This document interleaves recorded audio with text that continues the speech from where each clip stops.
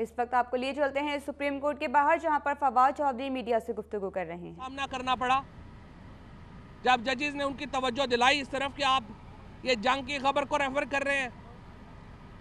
जंग की खबर के ऊपर तो जंग के अपने लोगों को यकीन नहीं होता, वो पहले बात करते हैं, पूछते हैं किसी और जगह देख लो छपी है या नहीं छपी है।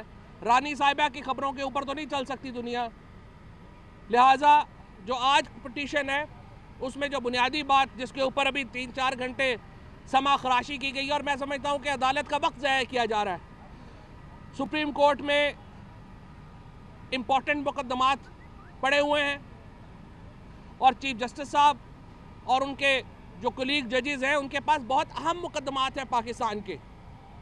इन मुकदमे ऐसे जाली मुकदमे करके, किसी रानी की खबरों के ऊपर मुकदमे करके ये अदालत का भी वक्त ज़ाया कर रहे हैं, कौम का भी वक्त ज़ाया कर रहे हैं। और हमें पूरी उम्मीद है कि यहाँ से हनीफ अब्बासी जेल भी जाएंगे और जुर्माना भी अदा करेंगे। और उनका वकील का जो 3 घंटे एम्फेसिस रहा वो ये रहा कि जहांगीर तरीन साहब ने अपनी इनकम जो एग्रीकल्चर इनकम है 507 एकड़ ज़मीन के ऊपर वो ज़्यादा जाहिर की है और जो रिटर्न्स हैं उनमें वो कम जाहिर की है।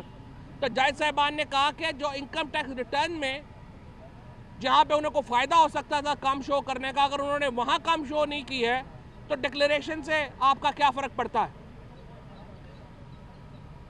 सिर्फ एग्रीकल्चर इनकम टैक्स की कैलकुलेशन को लेके मुकदमा चल रहा है। 3.5 घंटे एग्रीकल्चर इनकम टैक्स की कैलकुलेशंस के ऊपर लगाया गया और ये खुद वकील साहब को भी नहीं पता कि आखिर वो अदालत से चाहते क्या है। जब उनसे पूछा जाता है कि आपकी ग्राउंड क्या है, उनको नहीं पता कि क्या ग्राउंड है। अभी एक लेटर पढ़ा कि जहांगीर तरीन ने कर्जे माफ़ कराए हैं नेशनल बैंक का, लेकिन नेशनल बैंक का दूसरा खत जिसमें उन्होंने कहा कि जहांगीर तरीन इस कंपनी को खरीदने से 3 साल पहले ये कर्जा माफ़ हुआ था, वो खत छुपा लिया। अब वो हमारा वकील पड़ेगा। आधे सच के ऊपर आधे सच और आधे झूठ को मिला के, सच को ट्विस्ट करके ये मुकदमा जो है वो चलाया जा रहा है। और जैसा मैं पहले कह चुका हूँ, इमरान खान और जहांगीर तरीन के ख़िलाफ़ मुकदमात का मुस्तकबिल और तहरीक इंसाफ के ख़िलाफ़ जो केस है उनका मुस्तकबिल रद्दी की टोकरी है। जो कौम देखना चाहती है वो इमरान खान जहांगीर तरीन के मुकदमात में कोई दिलचस्पी नहीं रखती, क्योंकि पूरी कौम को पता है कि ये ब्लैकमेलिंग के लिए केसेस बनाए गए हैं। पूरी कौम को पता है कि इन केसेस के अंदर हकीकत कुछ नहीं है। पूरी कौम की नज़रें सुप्रीम कोर्ट पे है कि पनामा का फैसला दिया जाए। पूरा मुल्क स्टैंड स्टिल के ऊपर है। मुझे उम्मीद है कि जजेस भी देख रहे होंगे किस तरह से पाकिस्तान में धमाके हो रहे हैं और इंटेलिजेंस ब्यूरो पाकिस्तान तहरीक इंसाफ के लोगों के पीछे पड़ा हुआ है। पाकिस्तान की सिक्योरिटी एजेंसी स्टैंड स्टिल के ऊपर है। पाकिस्तान की बॉर्डर सिचुएशन हमारी तवज्जो की मुस्तहक है। पाकिस्तान की मईशत हमारी तवज्जो की मुस्तहक है। लेकिन इस वक्त तमाम तर तवज्जो सुप्रीम कोर्ट के ऊपर लगी हुई है। इस केस को आम केस न समझा जाए कि जिसमें कई हफ्ते आप इंतज़ार कर सकते हैं। मुल्क का मुस्तकबिल दाव के ऊपर लगा हुआ है। अगर हम इस वक्त कोई पॉलिटिकल मूवमेंट नहीं चला रहे, इस वक्त हम अपने कारकुनान को कह रहे हैं कि आप हौसला रखें, पुरअमन रहे, घरों के अंदर रहे, तो इसकी वजह यह है कि पूरी कौम सुप्रीम कोर्ट का फैसला सुनना चाहती है। और एक हम मुल्क के मौजूदा हालात में हाइपर एक्टिव पॉलिटिकल एक्टिविटी नहीं करना चाह रहे, वरना पाकिस्तान तहरीक इंसाफ के लोग हर ज़िले में, हर हलके में नवाज शरीफ के इस्तीफे के लिए इमरान खान की एक कॉल के मुंतज़िर है। और बेहतर यही है कि वो वक्त ना आए। हम ऑर्डर रखना चाहते हैं, हम चाहते हैं आइन के अंदर रहते हुए मामलात हल हों। लेकिन अगर नवाज शरीफ इस्तीफा देने से बाद नहीं आते, वो एक टेंटेड प्राइम मिनिस्टर है। ऑस्ट्रेलियन गवर्नमेंट ने उनका दौरा मनसूख कर दिया, क्योंकि ऑस्ट्रेलिया के वजीर आजम ने कहा कि एक ऐसे वजीर आजम से जिसके ऊपर करप्शन के संगीन इल्जामात हैं, इस वक्त मिलना मुनासिब नहीं होगा।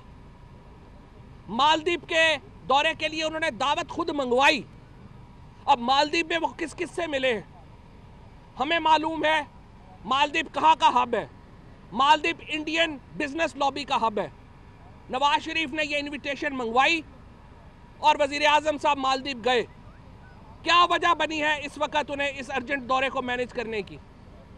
पाकिस्तान का कोई किरदार नहीं रह गया, क्योंकि वजीर आजम टेंटेड है। मिडल ईस्ट के मामले में, कतर सऊदी अरब के मामले में पाकिस्तान का किरदार सबसे अहम होना चाहिए था, लेकिन हमारा किरदार नहीं है। पाकिस्तान का मामला मुस्लिम उम्मा के मामलात में अहम तरीन होना चाहिए था, लेकिन हमारा मामला अहम नहीं है, क्योंकि वजीर आजम से अपनी ज़ात जो है वो मुतनाज़ा है। इतने मुतनाज़ा वजीर आजम के साथ जिनके ऊपर करप्शन के शदीद इल्ज़ामात हो, जिनके ख़ानदान के ऊपर करप्शन के शदीद इल्ज़ामात हो, कोई दुनिया की हुकूमत बातचीत करने को तैयार नहीं होती। कैबिनेट का हाल, जिसके ऊपर अभी हमने कुछ देर बाद और प्रेस कॉन्फ्रेंस भी करनी है, जिसमें हमने आपको बताना है कि ख्वाजा आसिफ और एहसन इकबाल और इसहाक डार के कारनामे, ये सीनियर कैबिनेट है।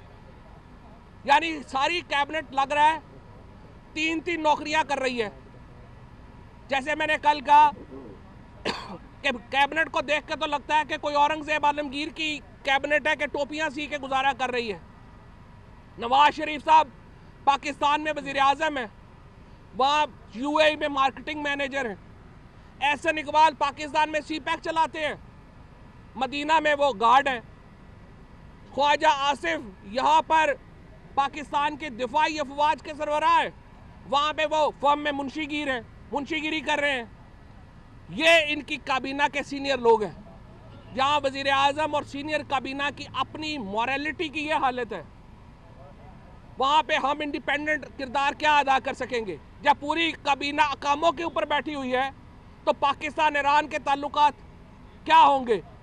जब पूरी काबीना अकामों के ऊपर बैठी हुई है तो हमारा Qatar Saudi Arab stand of में हमारा किरदार क्या हो सकता है?